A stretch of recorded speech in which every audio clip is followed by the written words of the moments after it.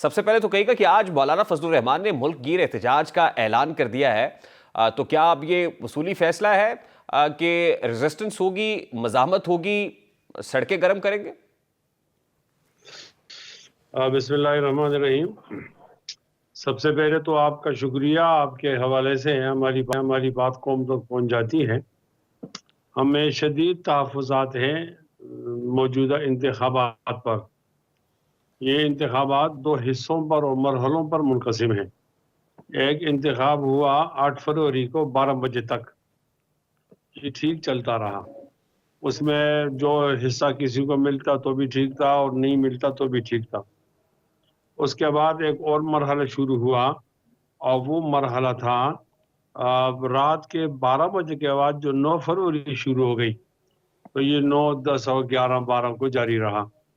اس میں پھر انتخاب نہیں ہوا، اس کے اندر بندر بانٹ ہوئی، رشوت لے کر سیٹیں تقسیم کی گئیں، اور دوسرے نمبر پر آنے والے کو پہلا نمبر دیا گیا، تیسرے نمبر پر آنے والے کو پہلا نمبر دیا گیا۔ مفتی صاحب، قطع کلامی کے لیے معذرت، ان شکایات کو لے کر آپ الیکشن ٹرائبونلز میں گئے ہیں؟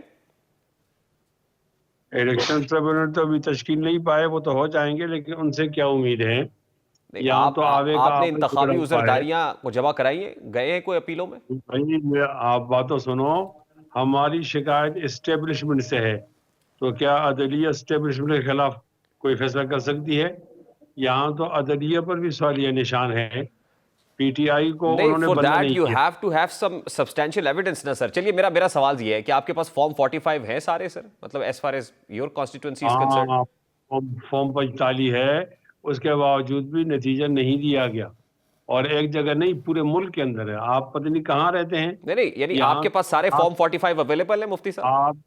کیوں آپ بات نہیں سننا چاہتے ہیں؟ کیوں آپ کسی کو چھپانا چاہتے ہیں؟ نہیں، میں تو آپ سے سادہ سا سوال کر رہا ہوں سر۔ نہیں، کراچی کے اندر حافظ نعیم الرحمان کو سیٹ دی گئی، اس نے انکار کیا کہ میں نہیں جیتا ہوا، اور یہاں ایک اور صاحب نے بھی کہا بھائی یہاں کوئی اور جیتا ہے، مجھے آپ کیوں سیٹ دے رہے ہو؟ یہ تاریخ ہے، پاکستان کی تاریخ میں جتنے بھی انتخابات ہوئے ہیں، یہ سب سے زیادہ مشکوک، بدترین اور متنازع ہیں، تو ہم نے تو اس کے خلاف دونوں آپشن رکھے ہیں۔ ٹھیک، یعنی اس کے باوجود آپ کہہ رہے ہیں کہ آپ پارلیمان میں بیٹھیں گے، پارلیمان سے بائیک آؤٹ نہیں کریں گے، یعنی اس انتخابات کے نتیجے میں جو بھی ممکنہ پارلیمان بنے گی اس میں ہوں گے آپ؟ ہاں، تحفظات کے باوجود ہوں گے، لیکن ہم نے ساتھ تحریک کی تیاری بھی کرنی ہے، اور انشاءاللہ ہم میدان بھی سجائیں گے۔ تو کب سڑکوں پہ آ رہے ہیں؟ اور آپ نے مولانا صاحب کا انٹرویو نہیں دیکھا؟ انہوں نے ڈیٹ دے دی نا، انہوں نے کوئٹہ کے لیے، اسلام آباد کے لیے، پشاور اور لاہور اور کراچی کے لیے۔ وہ تو مجلس عاملہ کے اجلاسوں کے حوالے سے انہوں نے ڈیٹ دی ہے کہ لوگوں کو تیار کریں گے نا، اپنے لوگوں کو تیار کریں گے، مجلس عاملہ نہیں، اس کو عمومی کہتے ہیں، اپنے کارکنوں کو تحریک کے لیے تیار کریں۔ ٹھیک، تو تحریک انصاف کے ساتھ تحریک ہوگی، یعنی تحریک انصاف کے ساتھ اتحاد ہوگا آپ کا؟ نہیں، تحریک انصاف کا تو ہمیں نہیں پتا کہ وہ کیا کرنا چاہتے ہیں۔ اگر وہ تحریک چلانا چاہتے ہیں تو پھر تو اس پر سوچا جا سکتا ہے، اور اگر وہ پارلیمان میں بیٹھ کر مخالفت کرنا چاہتے ہیں تو ہم پھر ایک قدم آگے ہیں، پھر ان سے پوچھا جائے کہ وہ ہمارا ساتھ دینا چاہیں گے یا نہیں۔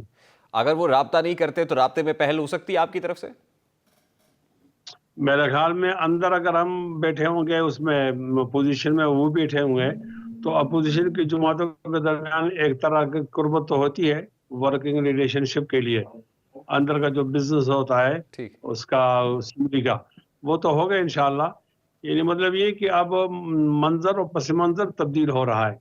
پہلے ہمارے تمام تیریں چل رہی تھی پیپلز پارٹی اور نون کو ملا کر تحریک انصاف کے خلاف، اب وہ ہمارے سب دونوں کی جو تیریں ہیں وہ چلیں گی انشاءاللہ پیپلز پارٹی اور مسلم لیگ نون کے خلاف۔ یہ ہوا کیا ہے اچانک سے سب منظرنامہ تبدیل کیسے ہو گیا؟ ایک طرف آپ کے پاس پی ڈی ایم کی سربراہی تھی اور باہم شیر و شکر تھے، اب باہم دست و غریبہ لگ رہے ہیں۔ رات کو بھی ٹیلی فونک رابطہ تو ہوا ہے، ملاقاتیں بھی صادق سنجرانی صاحب سے بھی ہوئی، مولانا فضل الرحمان کی، تو کیا ہوا کیا؟ یہ ذرا سمجھائیے گا۔ ملاقاتوں کے لیے تو ہم کسی کو منع نہیں کرتے، ہمارے دروازے پر آنے والا ہر ایک آدمی اس کو عزت ملے گی، یعنی ہمارے ہاں فلیکسیبلٹی تو ہے، یعنی تمام لوگوں کو ساتھ چلا بھی سکتے ہیں، اور ہمارے تعلقات بھی ہیں۔ ایسا نہیں ہوگا کہ ہم دروازہ بند کریں یا کسی کی ملاقات کو شجر ممنوع قرار دیں، ایسا تو کبھی نہیں ہوا۔ ہمارے پاس اب پی ٹی آئی کے والے بھی آئے تو ابھی ہم نے ان کو ویلکم کہا ہے۔ یعنی مفتی البتہ صاحب یہ کہ معاملہ پوائنٹ آف نو ریٹرن پر نہیں ہے، واپسی بھی ہو سکتی ہے۔ نہیں آپ غلط سمجھ رہے ہیں، بالکل غلط سمجھ رہے ہیں. ہم پوائنٹ آف نو ریٹرن پر ہیں، یعنی حکومت میں نہیں جائیں گے، ہم ہوں گے اپوزیشن میں. البتہ اگر ہم نے یہ فیصلہ کر لی کہ تحریک بھی ساتھ چلانی ہے تو یہ تو پوائنٹ آف نو ریٹرن کی جگہ تشدد آ جائے گا، شدت آ جائے گی ہمارے فیصلے میں. یعنی آپ نے حتمی فیصلہ کر لیا ہے کہ کسی بھی صورت آپ اس حکومت کا ساتھ نہیں دیں گے؟ ہاں نا یار، ایم کیو ایم والے تو نہیں ہے کہ فیصلے بدلتے رہتے ہیں. ہم نے 3 دن بیٹھ کر بہت زیادہ استقامت کے ساتھ تمام زاویوں کو دیکھ کر فیصلہ کیا ہے، اور فیصلہ کیا ہم اپوزیشن میں جائیں گے، حکومت میں نہیں جائیں گے. اچھا جب اپوزیشن ٹھیک، میں جائیں گے تو جو جن لوگوں نے ہمارا مینڈیٹ چورایا ہے، ٹھیک، کہیں نہ کہیں آپ کو پتہ ہے نا، جب چوری ہو جاتی ہے تو چوری کا مال کسی ایک گھر میں پکڑا جاتا ہے، کسی دکان میں. تو جہاں جس دکان کے اندر ہمارا مال پکڑا جائے گا، ہم اس کے خلاف بھی بولیں گے اور اچھا چور کے موزی خلاف بھی صاحب، بولیں گے. لاسٹلی اینڈ ویری کوئکلی مجھے یہ بتائیے گا کہ اب آنے والے دنوں میں آپ کو یہ حکومت زیادہ دیر تک یا مدت پوری کرتی ہوئی نظر آ رہی ہے؟ نہیں، بالکل نہیں، بالکل نہیں. کیا مستقبل دیکھ رہے ہیں سر؟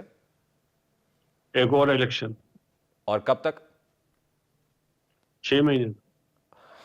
Very interesting. مفتی کفایت اللہ صاحب، I have to take a very quick short break.